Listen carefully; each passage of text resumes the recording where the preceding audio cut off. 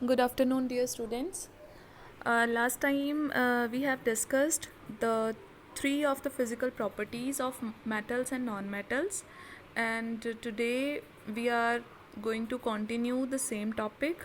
Okay, so next 3 to 4 properties we are going to cover. So hope the previous properties are clear. If those are clear, then we can start with the next property. So the next property is hardness. Now you all are clear about the hardness of metals and non-metals, right? So अगर आप metals की बात करते हो तो metals definitely hard हैं, and non-metals की बात करते हो then they are not hard. जैसे हमने प्रीवियस कुछ एग्जांपल्स करी थी, जो मेटल्स हैं आपके पास वो कौन सी होती हैं? Iron, aluminium, copper, zinc, gold, और ये सारे मटेरियल काफ़ी हार्ड हैं, काफ़ी टफ़ हैं.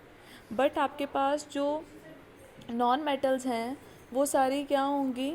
वो हार्ड नहीं होती हैं, they are brittle in nature. ठीक है, वो पाउडरी फॉर्म में हैं, और जब आप उनको सपोज़ किसी भी चीज़ के साथ हिट करते हो, हैमर के साथ करते हो, तो वो इजीली ब्रेक हो जाती हैं, है ना?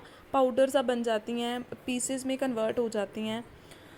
सो बेसिकली जो हार्डनेस है वो आपका है क्या? हार्डनेस है कि अगर आप किसी चीज़ पे प्रेशर अप्लाई कर रहे हो, ठीक है, फोर्स अप्लाई कर रहे हो, और वो बहुत ज़्यादा उस प्रेशर को बियर कर सकता है और वो टूटता नहीं है, that substance is known as hardest substance. So the substance which can bear very high pressure without getting distorted is known as hard substance. Clear हो गया? तो मेटल्स हार्ड होती हैं, नॉन मेटल्स क्या होती हैं? ब्रिटल होती हैं, वो हार्ड नहीं होती हैं. और रही बात, अगर ये एडिशनल मैं आपको एक चीज़ बता रही हूँ, जो सॉरी यहाँ पे मैंने नॉन मेटल लिख दिया, आप ठीक कर लेना. जो सबसे हार्ड मेटल है, the hardest metal is chromium. Chromium सबसे हार्डेस्ट मेटल है टिल डेट. ओके, और अगर हम बात करते हैं कि क्या मेटल्स सॉफ्ट हो सकती हैं, then definitely the answer is yes. Always exceptional cases हमारे पास होते ही हैं. अब हमारे पास देखो सोडियम, पोटेशियम, ये कुछ ऐसी मेटल्स हैं जो इतनी सॉफ्ट हैं कि आप नाइफ़ के साथ भी इनको कट कर सकते हो. क्लियर? सो एक्सेप्शनल केसेस आपने हमेशा याद रखने हैं. Sodium and potassium are soft. और एक चीज़ और बेटा आपने याद रखनी है कि sodium, potassium, these are highly reactive metals. ये मैंने पहले भी डिस्कस किया हुआ है, और इतनी हाईली रिएक्टिव हैं कि वाटर के कांटेक्ट में आएँ तब भी फायर कैच कर लेती हैं, एटमॉस्फेयर के कांटेक्ट में आएँ तब भी. ठीक है, इनको बड़ी जल्दी जो है आग को जो है पकड़ लेती हैं. तो आपने क्या करना है, अगर आपको इन केस कोई क्वेश्चन आ जाता है कि हम इनको प्रिजर्व कैसे करके रखते हैं, तो जब भी इन मेटल्स को स्टोर करके रखा जाता है, then always in kerosene oil. ठीक है, कैरोसिन ऑयल क्या है आपका? एक, मैं अब यहाँ पे ऑर्गेनिक पार्ट है, ठीक है, हाइड्रोकार्बन है. उसमें क्या होता है कि ये ऑक्सीजन या फिर एटमॉस्फेयर या वाटर के कांटेक्ट में आने से बच जाता है, तो इसीलिए इनको हम लोग कहाँ पे स्टोर करके रखते हैं? कैरोसिन ऑयल में. क्लियर हो गया? तो ये इंपॉर्टेंट क्वेश्चन है जो आपको देखने को मिल सकता है. क्लियर हो गया? मेटल्स हार्ड होती हैं, लेकिन एक्सेप्शनल केस सोडियम और पोटेशियम का है. इसके अलावा आपके पास नॉन मेटल्स क्या होती हैं? They are not hard, they are brittle. आप उसको थोड़ा सा हैमर के साथ हिट करते हो, बीट करते हो, तो वो पीसेस में ब्रेक हो जाती हैं. But exceptional cases are also there. Diamond. Diamond आपके पास क्या है? It is a non metal, but सबसे हार्डेस्ट सब्सटेंस जो नोन है that is non metal. Clear? So now let's move to the next property. The next property is density. Density आपके पास क्या होती है? अगर आपने इसको डिफाइन करना है, then it is the mass per unit volume. ठीक है, density is defined as the mass per unit volume. तो अब जैसे डेंसिटी के लिए सबसे पहले ना आपको मैं एक एग्जांपल देती हूँ. जैसे सपोज़ आपने एक बॉक्स लिया, उस बॉक्स में 2 बॉक्स हैं आपके पास. एक में आपने अच्छी तरह से आयरन को फिल कर दिया, ठीक है, और दूसरे बॉक्स में आपने अच्छी तरह से कॉटन को फिल कर दिया. क्लियर? बॉक्स का साइज़ दोनों केस में सेम है, लेकिन अगर हम बात करें, इसका मतलब वॉल्यूम फिक्स हो गया. वॉल्यूम होता है ना कैपेसिटी, तो कैपेसिटी तो बॉक्स दोनों की सेम थी, तो वॉल्यूम यहाँ पे फिक्स हो गया. लेकिन अगर हम बात करें कि हैवी कौन है, तो आयरन ज़्यादा हैवी है एज़ कम्पेयर टू कॉटन, तो इसका मतलब आयरन की जो डेंसिटी है वो कॉटन से काफ़ी ज़्यादा होगी. क्लियर हो रही है ये चीज़? सेम वॉल्यूम में जिस चीज़ का मास ज़्यादा है उसकी डेंसिटी भी क्या होती है? ज़्यादा। तो इसीलिए हम इसको डिफ़ाइन करते हैं मास पर यूनिट वॉल्यूम। एक पर्टिकुलर वॉल्यूम आप चूज़ कर लो, उसमें कितना मास किसी चीज़ का आ सकता है, that is known as density. Clear हो गया? तो अगर बेटा हम मेटल्स की बात करें तो मेटल्स आपको पता ही है कि मास बहुत ज़्यादा होता है लेकिन जो वॉल्यूम है वो काफ़ी कम ऑक्यूपाई करती हैं। तो मेटल्स की जो डेंसिटी है वो काफ़ी हाई होती है, बट जो आपके पास नॉन मेटल्स हैं उनकी डेंसिटी बहुत लो होती है। क्लियर? अगेन एक्सेप्शनल केसेस आपके पास यहाँ पे आ जाएंगे। जो आपके पास यही मेटल्स हैं, सोडियम, पोटाशियम, लिथियम एट्सेट्रा, इनकी डेंसिटी काफ़ी लेस होती है। ठीक है, ये इतनी भी हैवी नहीं होती हैं कि लाइक वाटर के साथ कंपेयर किया जा सके इनको। लाइक वाटर में अगर मैं लिथियम को डिप कर दूंगी तो लिथियम वाटर के ऊपर फ्लोट करना स्टार्ट हो जाएगा। क्यों? क्योंकि वाटर उससे ज़्यादा हैवी है। आपको पता है ना, जो चीज़ लाइट होती है वो हमेशा फ्लोट करती है। जैसे वाटर में हम आइस डालते हैं तो आइस फ्लोट करती है, वाटर नीचे रह जाता है। क्लियर? सिमिलरली ये कुछ मेटल्स हैं, इनकी डेंसिटी इतनी कम है कि even less than water, water से भी काफ़ी लाइट होती हैं। और सबसे लाइटेस्ट मेटल कौन सी है जिसकी सबसे कम डेंसिटी है? That is lithium. क्लियर हो गया? और नॉन मेटल्स के केस में क्या होता है? डेंसिटी ऑलरेडी बहुत कम है, और उनमें से अगर किसी की डेंसिटी थोड़ी बहुत है तो वो किसकी होती है? आयोडीन की। आयोडीन सारी नॉन मेटल में से थोड़ी सी अच्छी डेंसिटी का होता है, मतलब थोड़ी हाई डेंसिटी का, अदरवाइज सबकी डेंसिटी काफ़ी लो है। क्लियर हो गया? तो metals are more dense than non metals. Now the next property is tensile strength. अब बच्चे स्ट्रेंथ से आपको क्या पता चल रहा है? स्ट्रेंथ मीन्स जो चीज़ आप मतलब बहुत स्ट्रॉन्ग हो। ठीक है, अब जो स्ट्रॉन्ग पार्ट होता है उसको हम किसकी हेल्प के साथ मेजर करते हैं? टेंसाइल स्ट्रेंथ से। ठीक है, यहाँ पे क्या होता है, सपोज़ आपके पास कोई चीज़ है, आपने उस पर बहुत ज़्यादा प्रेशर लगा दिया, बहुत ज़्यादा फोर्स लगा दी, लेकिन वो मोल्ड हुए जा रहा है किसी ना किसी शेप में, लेकिन ब्रेक नहीं कर रहा, टूट नहीं रहा है। तो इसका मतलब वो जो आपका सब्सटेंस है वो काफ़ी स्ट्रॉन्ग है। इट मीन्स उसकी टेंसाइल स्ट्रेंथ बहुत ज़्यादा है। तो हम लोग कह सकते हैं कि कोई भी सब्सटेंस ब्रेक होने से पहले कितना प्रेशर जो है वो बियर कर सकता है, मैक्सिमम कितना कर सकता है, that will be the tensile strength. अच्छा, अभी हमने एक और प्रॉपर्टी करी थी हार्डनेस वाली। एक हार्ड चीज़ और एक टेंसाइल स्ट्रेंथ, दोनों में क्या डिफरेंस है? हार्ड भी यही होता है कि लाइक वो ब्रेक नहीं हो रहा है ना पीसेस में, और टेंसाइल स्ट्रेंथ भी यही होता है कि मैक्सिमम कितना प्रेशर जो है, कितना फोर्स है जो कोई भी सब्सटेंस बियर कर सकता है।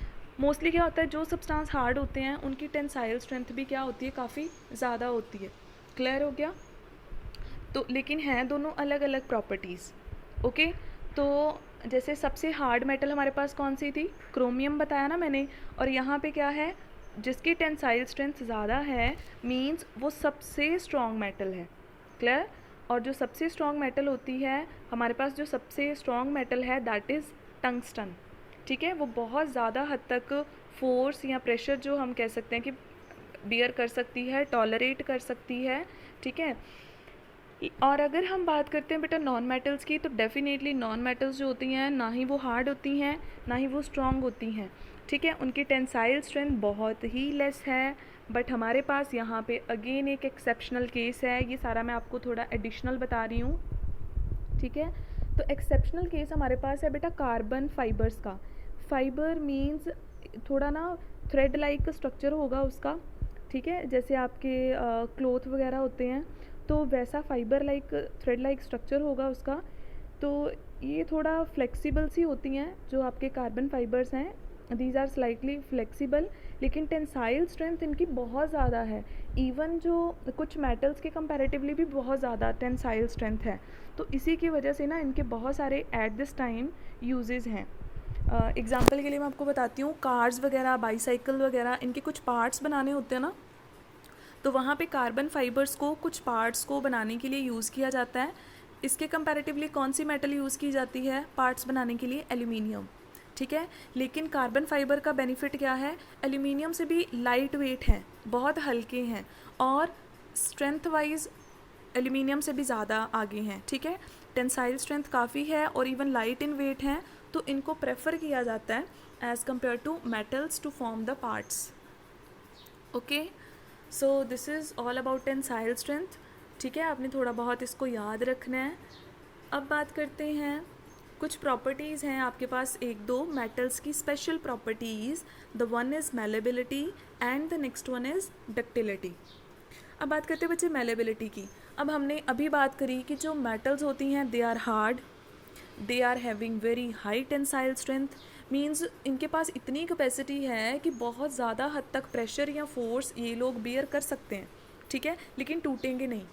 तो इसका मतलब अगर मैं छोटा सा कोई मेटल का पीस लूँ, उसको हैमर के साथ अच्छी तरह से बीट करना स्टार्ट करती हूँ, तो वो टूटेगा नहीं. इवन वो क्या होता जाएगा, फ्लैट फ्लैट फ्लैट होता जाएगा. क्लियर हो गया. तो मेटल की इस प्रॉपर्टी को आप मेलेबिलिटी बोलते हो. क्लियर. मेलेबिलिटी क्या होता है, it is the property of metal by which it can be beaten into thin sheets. हम मेटल्स को बीट कर करके उसकी बिल्कुल थिन शीट्स बना सकते हैं. ठीक है, इस प्रॉपर्टी को मेलेबिलिटी बोलते हैं. अब सबसे ज़्यादा जो मेलेबल है आपके पास metal, that is gold. Gold की बहुत बहुत थिन शीट्स बनाई जा सकती हैं. इवन मैंने यहाँ पे मेंशन किया है कि गोल्ड को बीट करने के बाद 10⁻⁻5 मिलीमीटर तक की जो है थिन शीट बनाई जा सकती है. ये मैंने थिकनेस बता रखी है, इतनी कम है. आपको पता है ना मिलीमीटर कितना होता है. 1 सेंटीमीटर भी आपके लिए कितना छोटा है. मिलीमीटर फर्दर क्या होता है, 10⁻³ मीटर, इतना छोटा होता है. तो उसकी भी 10⁻⁻5 मीन्स बहुत ही थिन शीट है ये. ठीक है, तो गोल्ड आपके पास सबसे ज़्यादा मेलेबल मेटल है. क्लियर. और रही बात नॉन मेटल्स की, तो नॉन मेटल्स जो हैं वो मेलेबल नहीं होती हैं. अब आप वुड ले लेते हो, उसको हैमर के साथ बीट करते हो, तो वो तो पीसेज में टूट जाएगा because it is brittle in nature. लेकिन क्या होता है आपके पास, ये जो आपके पास वुड है वो शीट्स में कन्वर्ट नहीं होगा. अच्छा, यहाँ पे वुड के मतलब मेरे दिमाग में ना एक एग्जांपल आ रही है. अब जैसे वुड जो है ना हार्ड होती है, काफ़ी हार्ड होती है, लेकिन अगर हम कहें इसकी स्ट्रेंथ, तो स्ट्रेंथ इतनी ज़्यादा नहीं होती है. समझ रहे हो, हार्डनेस है लेकिन टेंसाइल स्ट्रेंथ इतनी ज़्यादा नहीं है इसकी. क्लियर हो गया मेलेबिलिटी. अब नेक्स्ट आपके पास प्रॉपर्टी क्या है, डक्टिलिटी का. डक्टिलिटी एक और स्पेशल प्रॉपर्टी है. इसमें क्या करना है, हमने मेटल्स को बिल्कुल थिन वायर्स में कन्वर्ट करना है, और हम मेटल्स को वायर्स में कन्वर्ट कर सकते हैं. ठीक है, इस प्रॉपर्टी को क्या बोलते हो आप, डक्टिलिटी. अगर मेटल्स की ये एबिलिटी है कि उनको हम इजीली वायर्स में, वेरी थिन वायर्स में कन्वर्ट कर सकते हैं, and this property of metal is known as ductility. आपने डिफरेंसेस याद रखने हैं. मेलेबिलिटी में मेटल्स को शीट्स में कन्वर्ट करा जाता है, लेकिन डक्टिलिटी में मेटल्स को वायर्स में कन्वर्ट करा जाता है. क्लियर. और अगेन यहाँ पे गोल्ड ही नंबर 1 पे है. Gold is the most ductile metal. Clear. इतनी डक्टाइल है कि अगर आप 1 ग्राम गोल्ड लेते हो तो उससे करीब 2 किलोमीटर लॉन्ग जो है वो वायर बन सकती है.